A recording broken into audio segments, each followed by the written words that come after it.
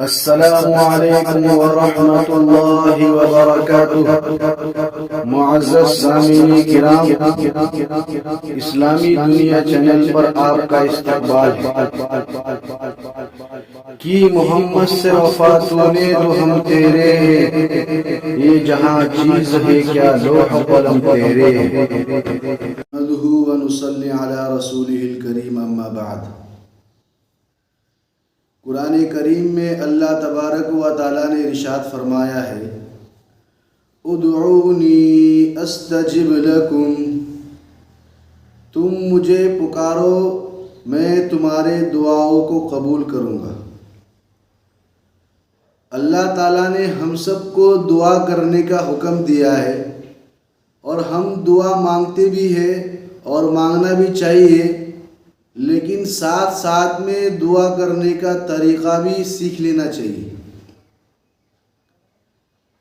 سب سے پہلی چیز جو دعا کے لیے ضروری ہے وہ جیسا کہ ترمذی کی روایت میں آپ صلی اللہ علیہ وسلم نے ارشاد فرمایا، ادعوا اللہ وانتم موقنون بالاجابہ، کہ تم اللہ تعالیٰ سے دعا کرو اس حال میں کہ تم یقین کرتے ہو کہ اللہ تعالیٰ میری اس دعا کو ضرور قبول فرمائیں گے۔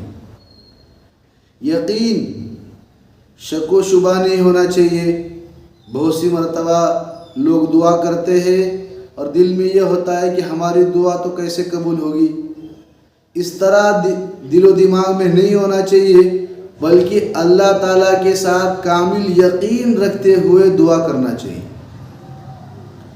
اور دوسری چیز آگے آپ صلی اللہ علیہ وسلم نے بہت ہی زیادہ امت کو خبردار کرتے ہوئے ارشاد فرمائی، وَاعْلَمُوا أَنَّ اللَّهَ لَا يَسْتَجِيبُ دُعَاءً مِّن قَلْبٍ غَافِلٍ لَاهٍ، جان لیجئے کہ اللہ تعالیٰ ایسی دعا کو قبول نہیں کرتا ہے جس دعا کے اندر دل غفلت کا شکار ہو، کہ دعا تو مانگ رہا ہے لیکن کسی اور جگہ پر گھوم رہا ہے، غفلت کے ساتھ دعا ہو رہی ہے۔ لاہن، دل جو ہے لاپرواہ ہے، بے پرواہی کے ساتھ دعا نہیں کر رہا ہے۔ اسی طرح ایک روایت میں یہ بھی آتا ہے کہ ایسا بھی نہیں کہنا ہے کہ اللہ اگر تو چاہے تو یہ کر دے، اگر تو چاہے تو، بلکہ اللہ تعالیٰ سے یقین کے ساتھ جو کچھ بھی مانگنا ہے وہ مانگنا ہے۔ ایک چیز تو یہ، اور دوسری چیز کہ جو بندہ اچھے حالات میں، خوشحالی میں اللہ تعالیٰ سے مانگتا رہتا ہے تو اللہ تعالیٰ تنگ دستی میں اس کی دعا جلد قبول فرماتے ہیں۔ جیسا کہ ترمذی کی روایت میں یہ آتا ہے، من سرہ ان یستجیب اللہ لہ فی الکرب والشدائد فلیکثر الدعاء فی الرخاء، کہ جو یہ چاہتا ہے کہ تنگ دستی اور مصیبت میں اس کی دعا جلد قبول ہو تو وہ خوشحالی میں اللہ تعالیٰ سے زیادہ مانگتے رہے۔ تو ایک تو چیز یہ ہے۔ اب جب ہم دعا مانگیں گے تو دعا مانگتے وقت ہم کو اپنے ہاتھوں کو اٹھانا ہے، ہاتھ اٹھا کر دعا کرنا ہے، اس لیے کہ آپ صلی اللہ علیہ وسلم نے اس کی بھی ترغیب دی ہے، صلوا اللہ بِبُطُونِ أَكُفِّكُمْ وَلَا تَسْأَلُوهُ بِظُهُورِهَا، کہ تم اللہ تعالیٰ سے اپنی ہتھیلی کو سامنے کر کے مانگا کرو، اس طریقے پر، اس کو الٹا نہ کر دو بلکہ اس طریقے پر مانگا کرو۔ روایت میں تو اتنا آیا ہے۔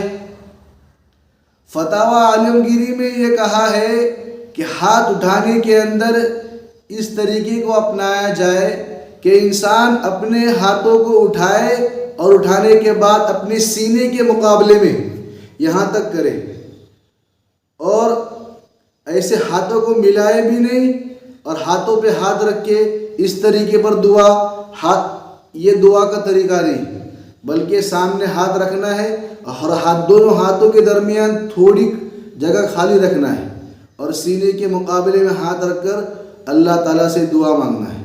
تو یہ ہاتھ اٹھانا اس طریقے پر۔ پھر جب دعا شروع کرے تو دعا شروع کرتے وقت سب سے پہلے اللہ تعالیٰ کی حمد کرنا ہے، اس کے بعد آپ صلی اللہ علیہ وسلم پر درود بھیجنا ہے، اور اس کے بعد جو چاہے وہ دعا کر سکتے ہیں۔ اس لیے کہ ترمذی کی ہی روایت میں آتا ہے کہ ایک صحابی آئے، حضور صلی اللہ علیہ وسلم بیٹھے ہوئے تھے، وہ آئے، انہوں نے نماز پڑھی، اور نماز پڑھنے کے بعد فوراً اللہم اغفر لی، اللہم ارحمنی، اس طرح دعا کرنے لگے۔ تو حضور نے فرمایا عجبت ایھا المصلی، عجلت، کہ یہ نمازی تم نے جلدی کر دی۔ تو یہ الفاظ آئے۔ پھر اس کے بعد حضور صلی اللہ علیہ وسلم نے ان کو سکھلایا کہ جب تم نماز پڑھو اور اس کے بعد دعا کرو تو سب سے پہلے اللہ تعالیٰ کی تعریف کرو، توصیف کرو، اس کے بعد مجھ پر درود بھیجو، اور اس کے بعد جو چاہے تم کو مانگنا ہے وہ مانگو۔ اس کے بعد دوسرے اور ایک صحابی آئے، اور صحابی آنے کے بعد انہوں نے نماز پڑھی، اور نماز کے بعد اللہ کی تعریف بھی کی، حضور پر درود بھیجا اور دعا مانگی، تو حضور نے فرمایا۔ بہرحال تو دعا کرنے کا طریقہ یہ ہے کہ پہلے اللہ کی حمد کی جائے، بعد میں درود بھیجا جائے، اور اس کے بعد جو مانگنا ہے وہ مانگے۔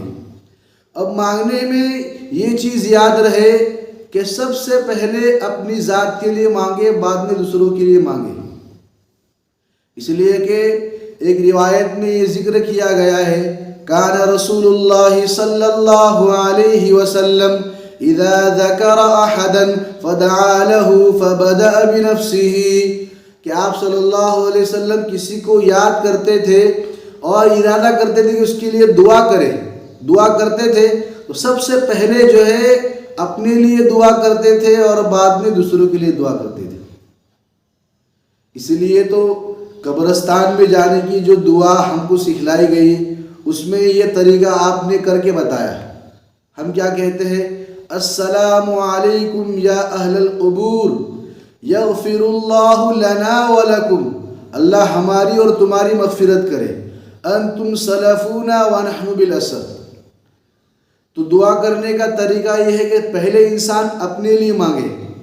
اگر انسان اپنے لیے نہیں مانگتا ہے تو یہ سفارش بن جائے گا کہ اللہ ان کا کام بنا دے، خود کے لیے تو مانگ رہا نہیں۔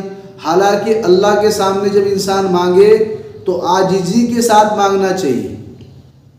اس لیے اپنے لیے بھی مانگے اور بعد میں کسی اور کے لیے بھی مانگے، اور دعا کے ختم ہوتے وقت آمین بھی کہنا چاہیے۔ اس لیے کہ ایک روایت میں آتا ہے کہ آپ صلی اللہ علیہ وسلم ایک مرتبہ جا رہے تھے تو راستے میں ایک شخص کو دیکھا کہ وہ بہت عاجزی کے ساتھ گڑ گڑا کر جو ہے اللہ تعالیٰ سے دعا کر رہا ہے۔ تو اللہ کے نبی صلی اللہ علیہ وسلم ان کو دیکھتے رہے، ان کو سنتے رہے، اور پھر حضور نے ارشاد فرمایا اوجب ان ختم، کہ انہوں نے اگر دعا کا خاتمہ اچھا کر دیا اور اپنی دعا پر اگر انہوں نے مہر لگا دی تو وہ واجب کرنے والے ہیں، اور جو کچھ وہ اللہ تعالیٰ سے مانگ رہے اس کو طے کر کے اس کا فیصلہ کر کے اٹھنے والے۔ تو کسی پوچھنے والے نے پوچھا بِأَيِّ شَيْءٍ يَخْتِمُ یا رسول اللہ، اے اللہ کے رسول کس کی مہر لگائے، کس سے دعا کو ختم کرے؟ تو حضور نے فرمایا قال بِآمین، آمین کے ذریعے سے ختم کرے۔ اگر وہ آمین پر دعا کو ختم کرتا ہے تو اللہ تعالیٰ اس دعا کو قبول فرماتے ہیں۔ چنانچہ دعا کے آخر میں آمین یا رب العالمین اس طرح کے الفاظ کہنا چاہیے۔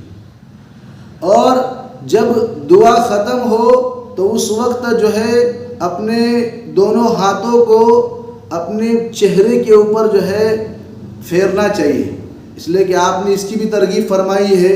یہ بات بھی حدیث سے ثابت ہے فَإِذَا فَرَغْتُمْ فَامْسَحُوا بِهَا وُجُوهَكُمْ، جب تم اپنی دعاؤں سے فارغ ہو تو اپنے ہاتھوں کو اپنے چہرے کے اوپر پھیرو، اس کا ذکر آتا ہے۔ اس لیے اس طریقے پر دعا کرنا چاہیے۔ تو اللہ تعالی ہم سب کو ان آداب کی رعایت کرتے ہوئے دعا کرنے کی توفیق عطا فرمائے، آمین یا رب العالمین۔